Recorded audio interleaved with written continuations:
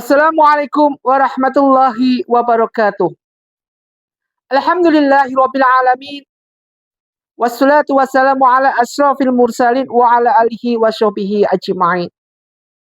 Bismillahirrahmanirrahim. Asyhadu an la ilaha illallah wa asyhadu anna Muhammadar Rasulullah. Allahumma shalli wa sallim ala sayyidina Muhammad wa ala ali sayyidina Muhammad kama shallaita ala sayyidina Ibrahim wa ala ali sayyidina Ibrahim fil alamina innaka Hamidum Majid. Ma'asyiral muslimin muslimat rahimatunillah, dimuliakan Allah Subhanahu wa taala. Pertama, mari kita panjatkan rasa puji syukur kita pada Allah Subhanahu wa taala. Salawat dan salam mari kita haturkan pada junjungan kita Nabi Muhammadin sallallahu alaihi wasallam.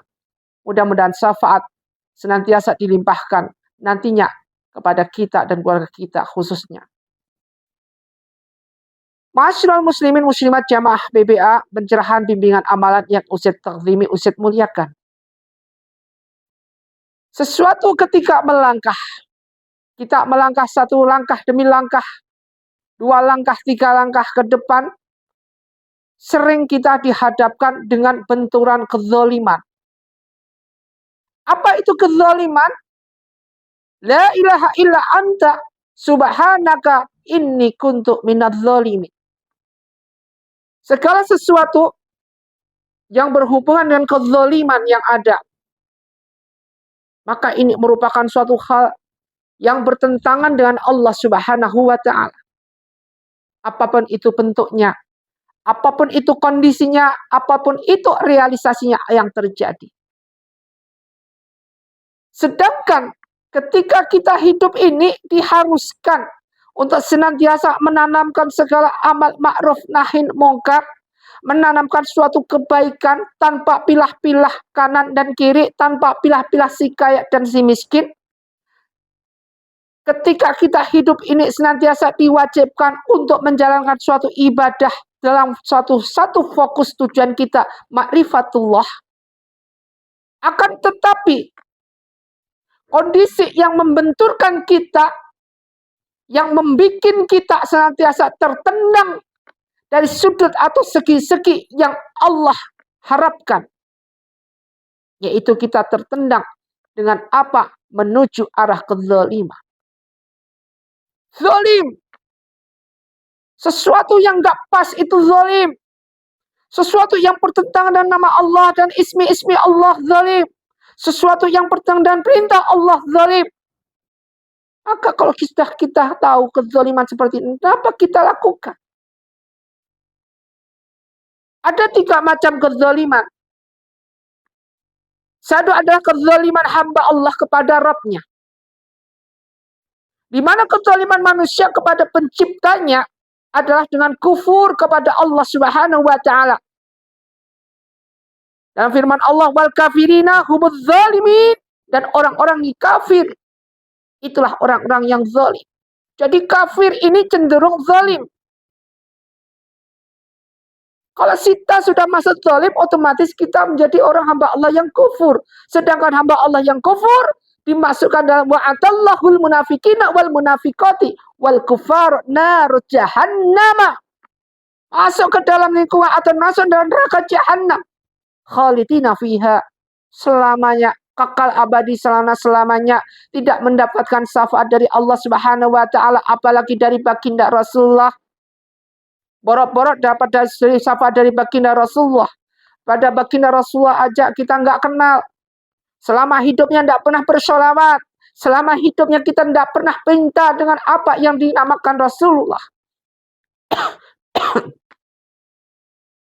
Kemudian ayat lain Al-Quran menyebutkan kezaliman adalah makhluk Allah yang ditandai dengan berbuat syirik.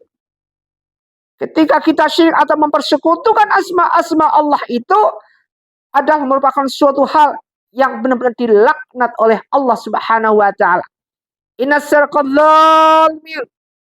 Sesungguhnya persekutuan Allah adalah benar-benar kezaliman yang besar.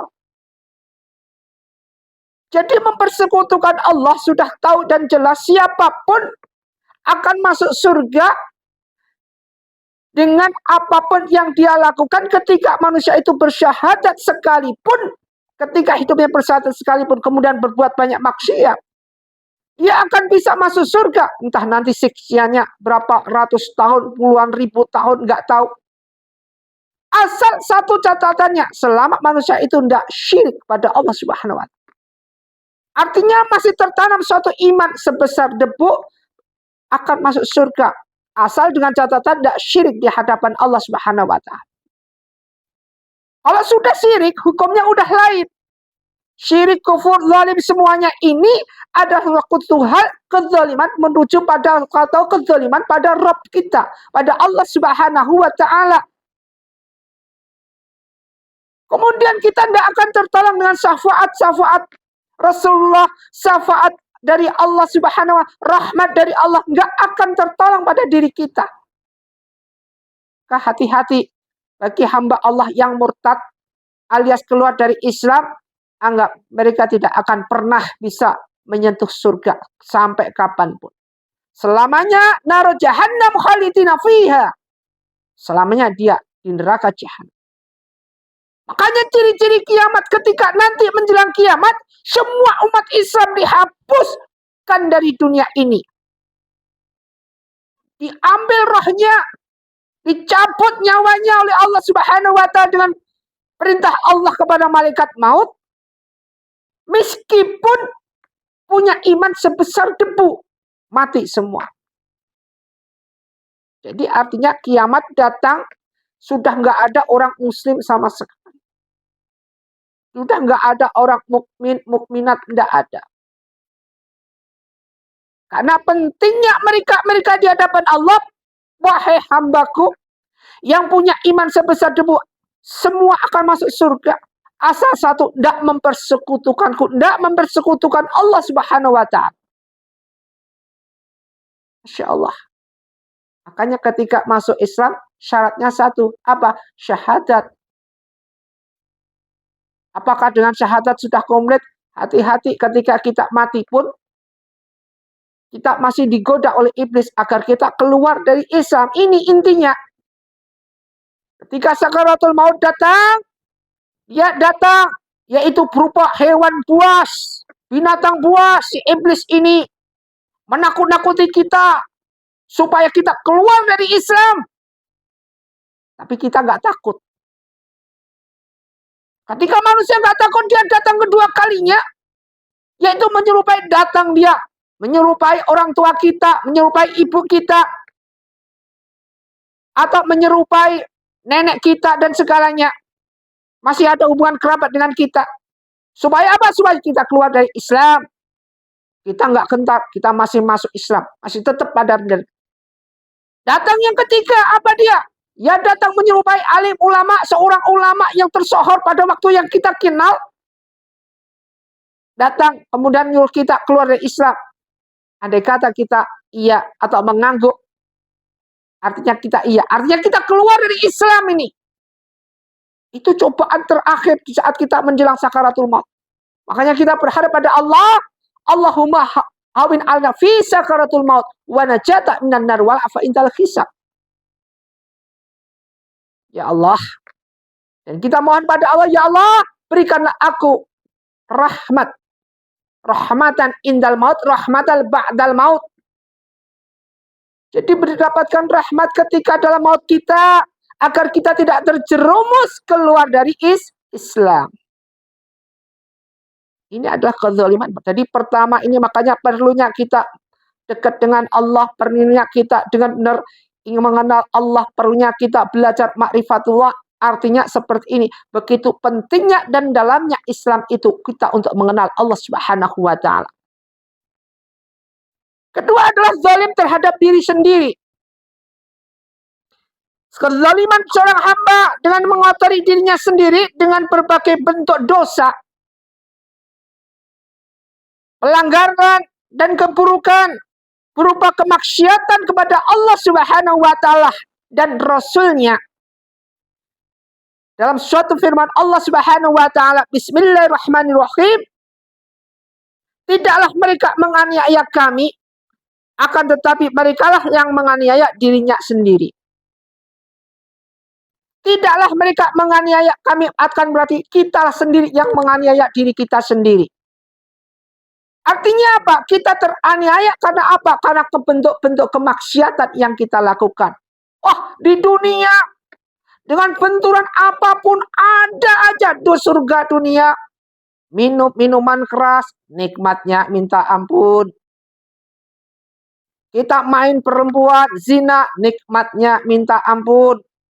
Gonta-ganti pasangan, nikmatnya minta ampun. Mencicipi bini-bini muda, nikmatnya minta ampun. Orang kalau berbuat zina lebih nikmat daripada nggak zina. Ini adalah karena apa? Karena bisikan iblis. Contohnya apa? Mereka yang sudah suami istri enggan melaksanakan. Kalau sudah sah, dia nggak mau melaksanakan. Ketika belum sah, nyuri-nyuri untuk berbuat zina. Baik zina musod, zina khairi musod, zina lamat. Semua dicuri-curi. Nikmatnya minta ampun. Karena apa? Karena belum ada ikatan yang syah. Agar kita banyak berbuat dosa, banyak berbuat maksiat di sisi Allah Subhanahu wa taala sehingga kita terlemparkan dalam neraka Allah Subhanahu wa taala. Nikmat yang luar biasa ketika berbuat suatu kemaksiatan. Ini nikmat sebatas nikmat dunia. Bejat di mata Allah karena merasakan atau melakukan kemaksiatan. Siksa di mata Allah, azab di mata Allah, inna azabila syadid di hadapan Allah Subhanahu wa taala karena mereka melaksanakan kemaksiatan. Makanya ada suatu hadis mengatakan innallaha haramal bai'al khamri wal maitati wal khinziri wal asnam.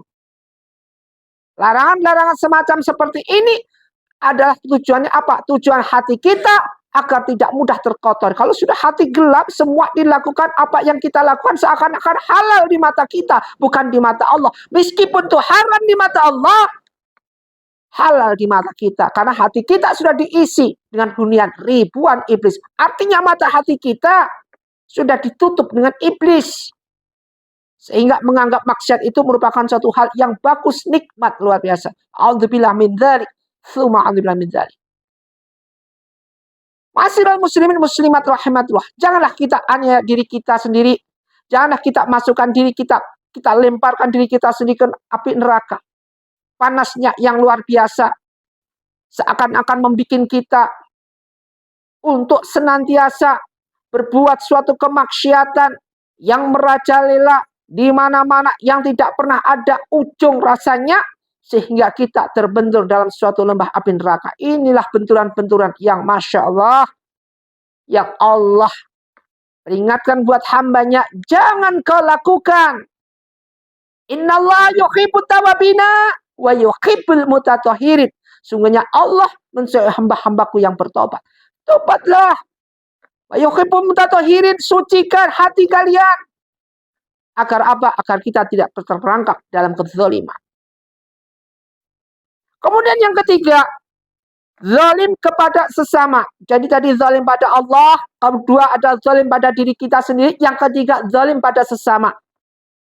Kezaliman atau berbuat aniaya kepada sesama manusia merupakan perbuatan yang dibenci oleh Allah Subhanahu wa taala. Perbuatan seperti ini menyinggung kehormatan orang lain, menyakiti tubuh atau hati orang lain, hingga kita mengambil harta orang tanpa alasan yang benar adalah perilaku yang dimurkai Allah Subhanahu wa taala. Mencuri, merampok, mengambil hak-hak orang lain tanpa jelas, perampasan dan segala sesuatu, perampasan hak-hak, perampasan hak asasi manusia, dan segala hal yang dilakukan secara paksa, keanarkisan, diktatorisme, dan segalanya yang berbau diktatoris seorang penguasa, ini merupakan suatu hal, yaitu kezaliman kepada sesama. Jadi hati-hati, azab tetap bicara, azab ya tetap azab. Tidak ada azab bicara yang lain. Allah menyebut mengambil amalan orang yang berbuat zalim dan diberikan kepada orang yang dizalimi ini.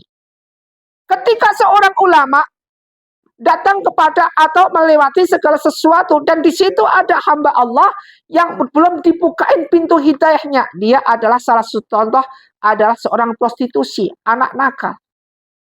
Kemudian seorang ini yang arti agama bilang, wah itu anak nakal, tobat-tobat masa gitu kita ngolok-olok. Tak zalim pada sesama. Allah akan ambil amal kita. Kemudian Allah akan berikan amal kebaikan kita kepada yang kita olok itu. Sementara dosa mereka yang kita olok-olok ini, kita diberikan kepada kita. Jadi terjadi pergeseran, penukaran amal ditukar dengan amal jelek. Makanya hati-hati. Hukum alam di mata Allah ketika kita mengolokkan orang, satu hukumnya kita tidak akan mati sebelum kita menjalani apa yang kita olokkan. Suatu misal, itu orang dasar pincang. Nah, ini kita mengolok, menzolim pada sesama. Allah tidak akan ngambil nyawa kita sebelum kita menjadi pincang di hadapan Allah Subhanahu wa Ta'ala. Itu orang dasar mukanya jelek. Kita tidak akan bermuka jelek, tidak akan mati sebelum muka kita mengalami jelek seperti apa yang kita alami, kita olokkan kepada mereka. Sama. Ini baru hukum alam. Belum lagi nanti ditambah lagi dengan amal yang kita punya baiknya diterima pada yang kita olokkan. Artinya kita mendapatkan azab di akhirat. Dua, kita dapatkan hati-hati ketika kita keluar kemanapun. Ustaz ingetin, tidak usah membatin. Ngolok-ngolok di dalam hati atau pada. Tidak usah. Andai kata melihat sesuatu yang nggak pantas, bilang astagfirullahaladzim.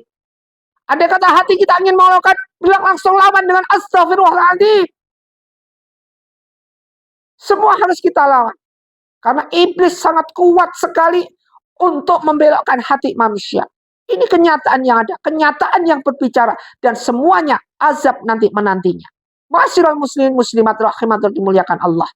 Mudah-mudahan sedikit suasana siraman rohani ini bermanfaat buat kita. Ingat, intinya kezaliman 3 kita jauhi. Zalim kepada Allah Subhanahu wa Ta'ala alias kita kufur syirik. Kemudian zalim kepada diri sendiri alias kita menyakiti diri kita sendiri.